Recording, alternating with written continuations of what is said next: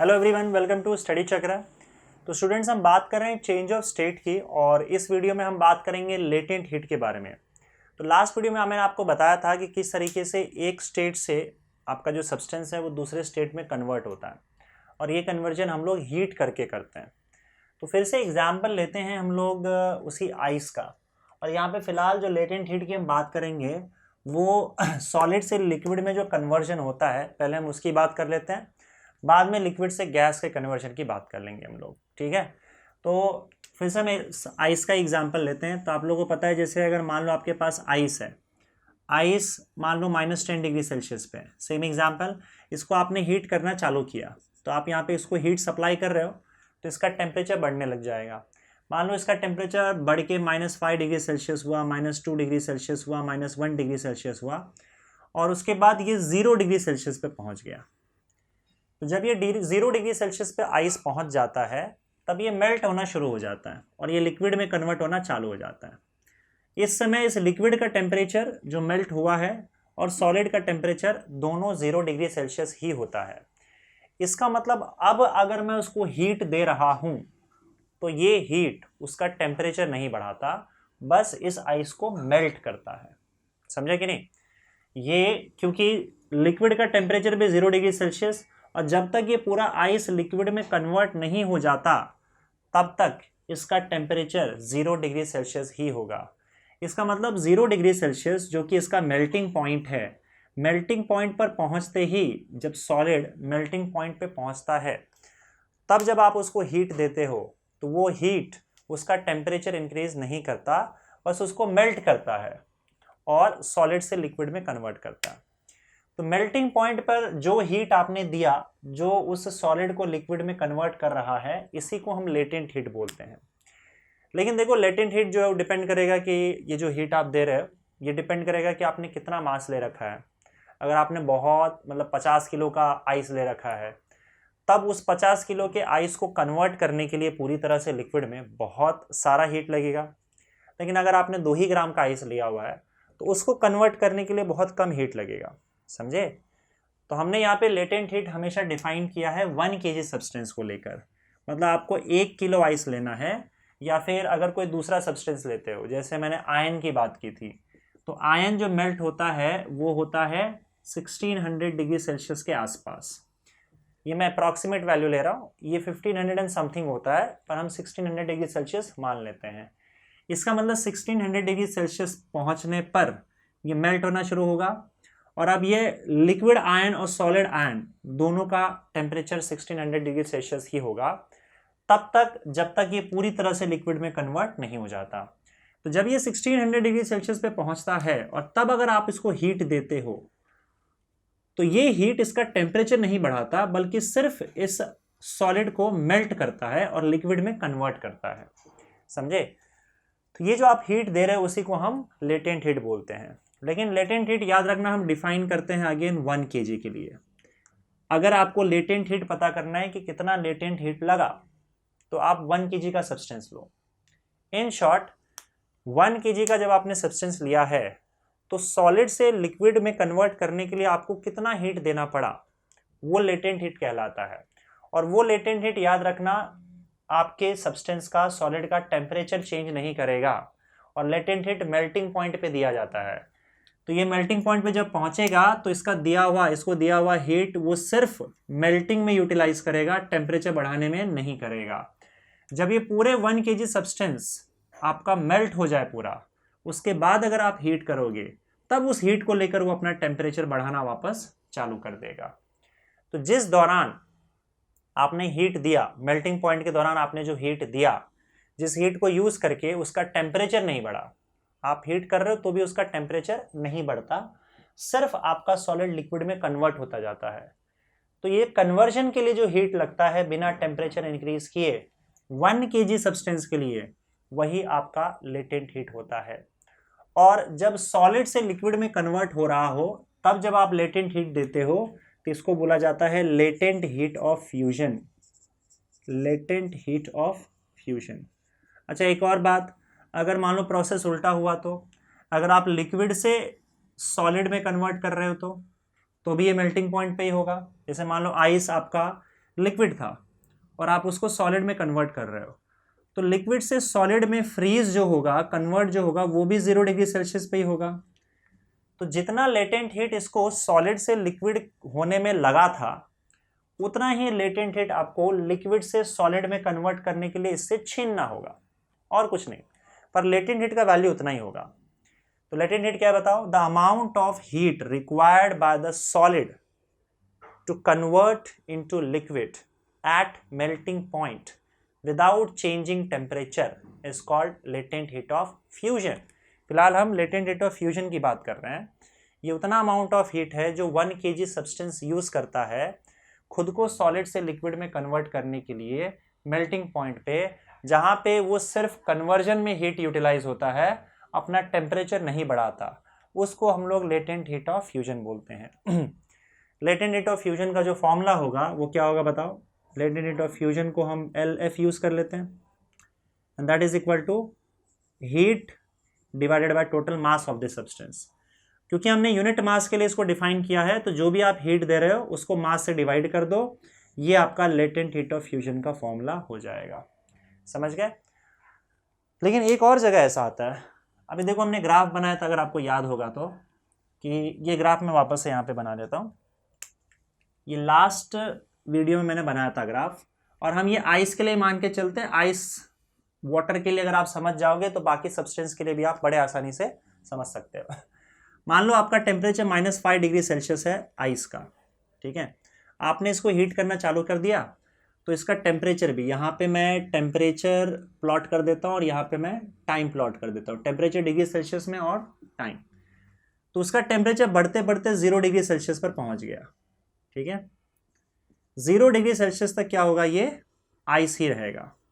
लेकिन आपको पता है 0 डिग्री सेल्सियस पर ये रुक जाता है टेम्परेचर, क्योंकि अब जो इसको आप हीट दोगे तो ये हीट क्या करता है? इसको मेल्ट करने में चला जाता है, और ये सॉलिड आइस से लिक्विड में कन्वर्ट होता है। उस लिक्विड का सॉलिड का दोनों का टेम्परेचर 0 डिग्री सेल्सियस होता है, और जब तक पूरी तरह से ये सॉलिड लिक्विड में कन्वर्ट ना हो तब तक इसका टेम्परेचर नहीं बढ़ता। तो इस दौरान आपका कन्वर्जन हो रहा है और आपका सॉलिड लिक्विड दोनों है आपके पास। जब वो पूरी तरह से लिक्विड में कन्वर्ट हो जाए तब अगर आप उसको हीट देते हो तो उसका टेम्परेचर बढ़ना शुरू हो जाता है। इसका मतलब 0 डिग्री सॉलिड से लेकर जब तक वो पूरी तरह से 0 डिग्री लिक्विड पे नहीं चेंज हो जाता, इस दौरान आपने जो भी हीट इसको दिया है, अगर वो 1 किलो का सब्सटेंस आपने लिया है, उस 1 किलो के सब्सटेंस को आपने जो भी हीट दिया है वही आपका लेटेंट हीट ऑफ फ्यूजन होगा। समझ गए? अब इस टेम्परेचर पे, टेम्परेचर तो 0 डिग्री सेल्सियस ही है, इस पॉइंट पे वो बन चुका है लिक्विड। आपने फिर हीट करना शुरू किया, अब वो बढ़ते बढ़ते कन्वर्ट हो जाएगा 100 डिग्री सेल्सियस पे। जैसे ही वो जाता है वाटर, तो वो बॉयल होना शुरू हो जाता है, और ये उसका बॉइलिंग पॉइंट है। अगेन बॉइलिंग पॉइंट पे उसका टेम्परेचर रुक जाएगा। जैसे ये लिक्विड बन चुका है, लिक्विड को आप हीट कर रहे हो, तो ये जब 100 डिग्री सेल्सियस पे पहुंचेगा तो ये गैस में कन्वर्ट होना शुरू हो जाएगा। इस गैस का भी टेम्परेचर 100 डिग्री सेल्सियस होगा, इसका भी टेम्परेचर 100 डिग्री सेल्सियस होगा, और ये 100 डिग्री सेल्सियस ही रहेगा जब तक कि पूरा लिक्विड गैस में कन्वर्ट नहीं हो जाता। तब तक आप जो भी हीट आप इसको दे रहे हो, ये हीट वो क्या करता है? खुद को गैस में कन्वर्ट करने में लगा देता है, और अपना टेम्परेचर उस दौरान नहीं बढ़ाता है। जब ये पूरा 100 डिग्री सेल्सियस हो जाए और ये पूरी तरह से गैस में कन्वर्ट हो चुका है, तब अगर आप हीट करोगे तो फिर उसका टेम्परेचर बढ़ने लग जाएगा। तो यहाँ पे तो आपका आइस था, यहाँ पे ये लिक्विड था, और यहाँ पे फिर ये गैस बन गया। समझे? तो इस दौरान, जिस दौरान उसका कन्वर्जन हो रहा था लिक्विड से गैस में बिना टेम्परेचर चेंज किए, तब आपने 1 किलो पानी को जितना भी हीट दिया होगा, 1 किलो पानी को, उस हीट को बोला जाएगा लेटेंट हीट ऑफ वेपराइजेशन। क्या बोलेंगे हम लोग? Latent heat of vaporisation. तो जब आप लिक्विड से गैस में कन्वर्ट कर रहे हो किसी सब्सटेंस को, तब जो लेटेंट हीट लगता है उसको लेटेंट हीट ऑफ वेपराइजेशन बोलते हैं।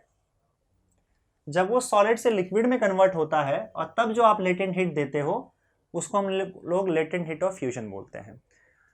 जब आप लेटेंट हीट दे रहे हो तो याद रखना, या तो आप मेल्टिंग पॉइंट पे दोगे या तो आप बॉइलिंग पॉइंट पे दोगे। मतलब उस दौरान आपका टेम्परेचर चेंज नहीं होगा जब तक आप लेटेंट हीट दे रहे हो। लेटेंट हीट दे देने के बाद फिर वो लिक्विड बन जाएगा, समझे।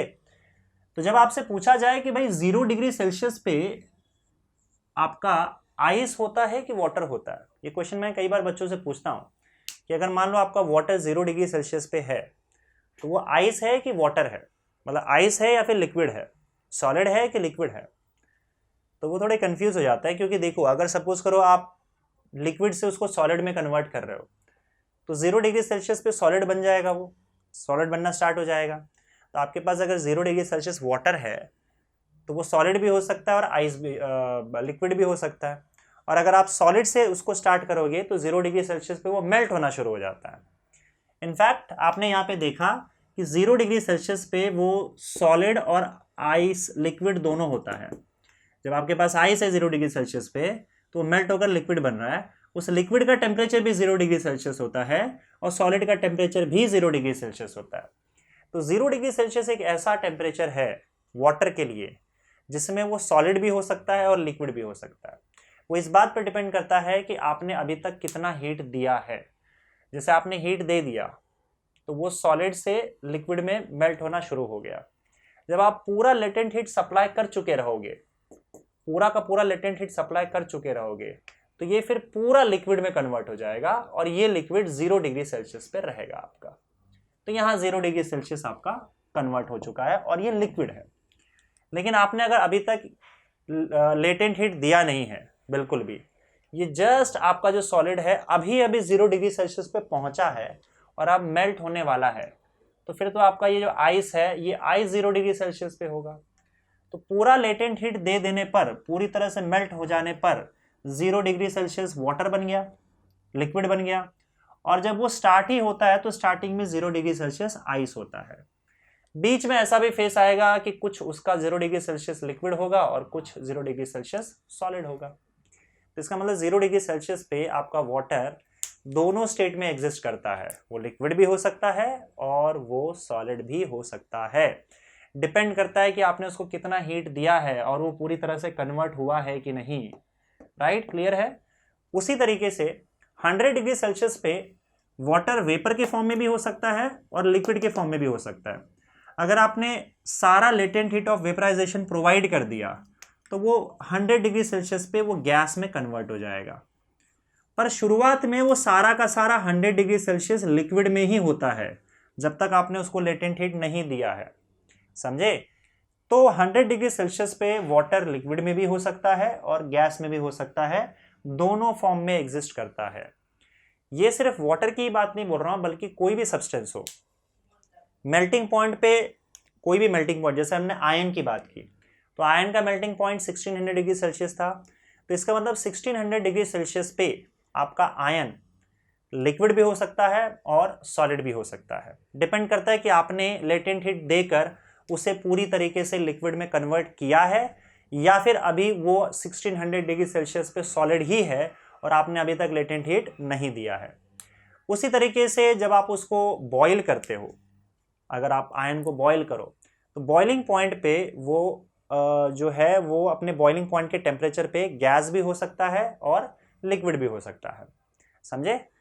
तो ये आपका कॉन्सेप्ट था लेटेंट हीट का, लेटेंट हीट ऑफ फ्यूजन और लेटेंट हीट ऑफ वेपराइजेशन। तो देखो, लेटेंट हीट ऑफ फ्यूजन हो या फिर लेटेंट हीट ऑफ वेपराइजेशन हो, दोनों का फॉर्मूला सेम होगा, heat supplied per unit mass, heat supplied per unit mass.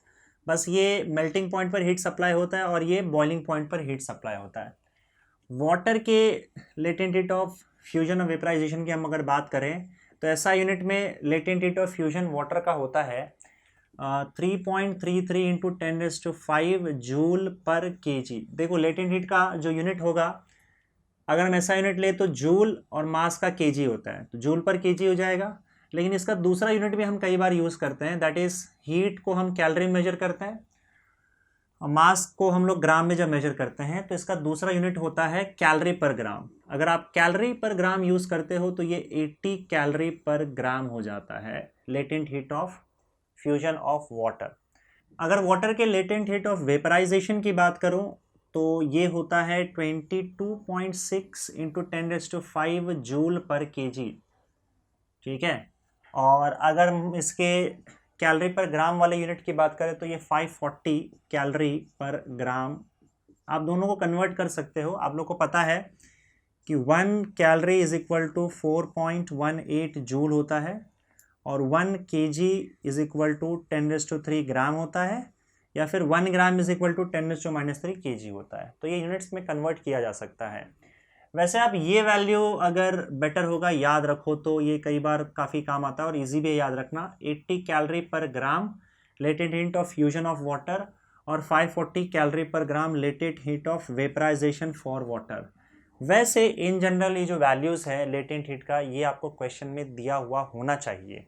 Okay, पर स्टिल आप ये दो वैल्यूज़ याद करो। अगर बाकी दो याद नहीं भी हो रहे तो आप कन्वर्ट कर सकते हो इन फॉर्मूला का यूज़ करके।